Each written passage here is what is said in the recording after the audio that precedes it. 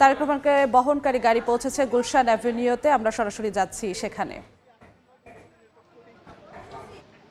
ইতিমধ্যেই কিন্তু বিএনপির ভারপ্রাপ্ত চেয়ারম্যান তারেক রহমানকে বহনকারী যেই বাস, সেই বাসটি কিন্তু তিনি যেই বাসভবনে উঠবেন গুলশান অ্যাভিনিউয়ের 196 নম্বর বাসা, সেই বাসার সামনে এসে পৌঁছেছে। কিছুক্ষণের মধ্যেই তিনি সেই বাস থেকে নেমে বাসায় প্রবেশ করবেন। আপনারা দেখতেই পাচ্ছেন যে বাসটি কিন্তু ঠিক বাসার সামনে এসে দাঁড়িয়েছে। আমরা যেমনটা বলছিলাম যে এই বাসা থেকেই নতুন বাংলাদেশ গড়া, এই বাসা থেকেই তার নেতৃত্ব আবার সামনে থেকে দিবেন। দীর্ঘদিন তিনি নির্বাসিত জীবন শেষ করে তিনি অবশেষে কিন্তু বাংলাদেশের মাটিতে এসে পা দিয়েছেন। জানেন আপনারা, দীর্ঘ 17 বছর পর তিনি কিন্তু এই বাংলাদেশে এসেছেন। আজকে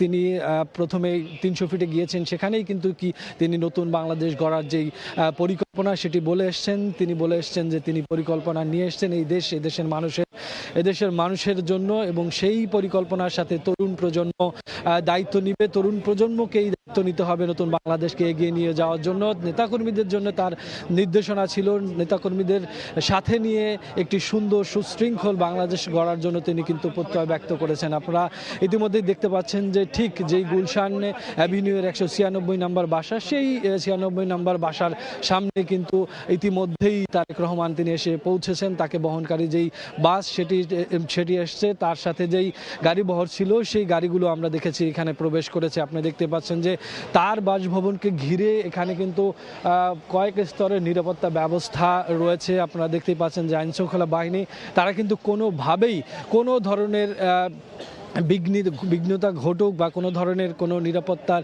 ব্যত্যয় ঘটুক, সেই বিষয়টি কিন্তু তারা পুঙ্খানুপুঙ্খভাবেই নজর রাখছেন। আমরা সারাদিনেই সেটা লক্ষ্য করেছিলাম যে তিনি যেই বাসভবনটিতে থাকবেন, যেখানে তিনি উঠবেন, সেখানেই সেই বাসভবনটি ঘিরে আইনশৃঙ্খলা বাহিনীর যে তৎপরতা সেটা সারাদিন লক্ষ্য করেছি।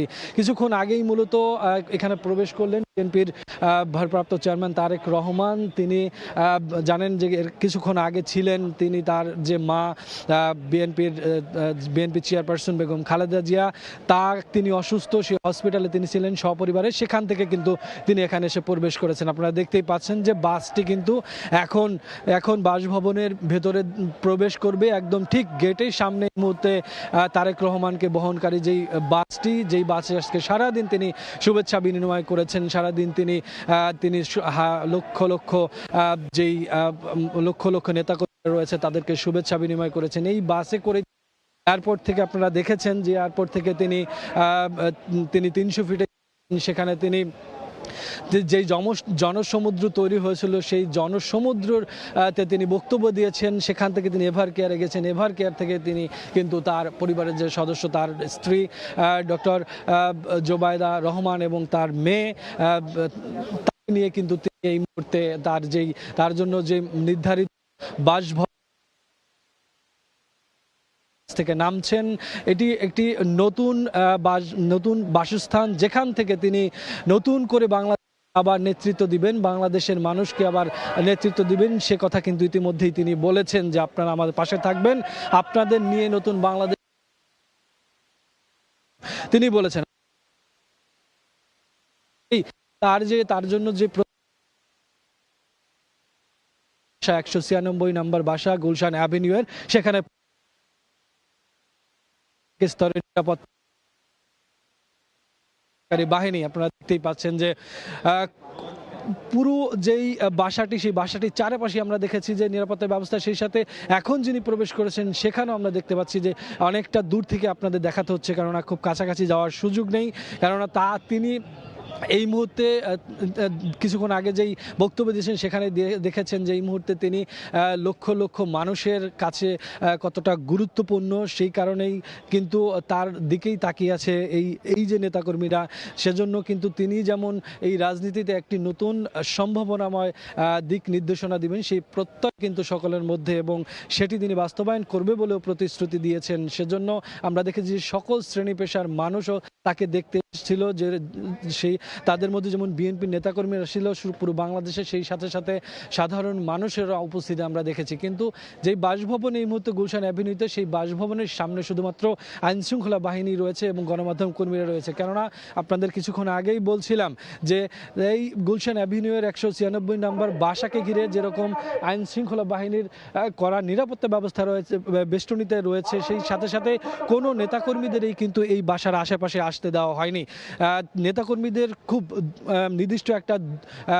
নির্দিষ্ট একটু দ্রুত বজায় রেখে মূলত নেতাকর্মীদের এখানে এই বরণ করতে দেওয়ার সুযোগ দেওয়া হয়েছে। এবং আমরা দেখেছি যে এভারকেয়ার থেকে তারেক রহমানকে বহনকারী গাড়িটিও ঠিক নেতাকর্মীদের মাঝখান দিয়ে এসছে এবং সেখানে তিনি শুভেচ্ছা বিনিময় করেই কিন্তু এখানে এসছেন। কিছুক্ষণের মধ্যেই তিনি মূলত তার যেই নির্ধারিত বাসভবন, যে নির্ধারিত বাসা, সেখানে তিনি প্রবেশ করবেন, যেখান থেকে তিনি আসলে আবার এই তার যেই নেতাকর্মীরা রয়েছে সেই নেতাকর্মীদের নির্দেশনা দেবেন, দেশ রাজনীতি পরিচালনা করবেন।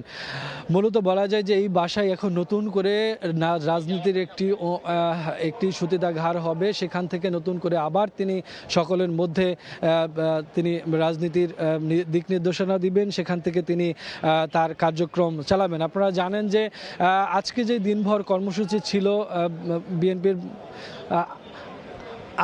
আজকে যে দিনভর কর্মসূচি ছিল সেই কর্মসূচিতে কিন্তু তিনি এয়ারপোর্ট থেকে 300 ফিটে গিয়েছেন, এভারকেয়ারে গেছেন, তারপরে তার যে নির্ধারিত বাসভবন সেখানে তিনি ইতিমধ্যে প্রবেশ করেছেন এবং এখন এখানে আইনশৃঙ্খলা বাহিনী রয়েছে, কড়া নিরাপত্তায় রয়েছে। তো সব মিলিয়ে বলা যায় যে খুব সারাদিনে ধকল পুষিয়ে এখন তিনি তার নির্ধারিত বাসভবনেই অবস্থান করছেন। তো সব মিলিয়ে গুলশান অ্যাভিনিউয়ের 196 নম্বর বাসার সামনে থেকে এই ছিল এই মুহূর্তে। গুলশান অ্যাভিনিউয়ের 196 নম্বর বাসভবনে পৌঁছেছেন তারেক রহমান। আমরা সরাসরি যুক্ত ছিলাম সেখানে।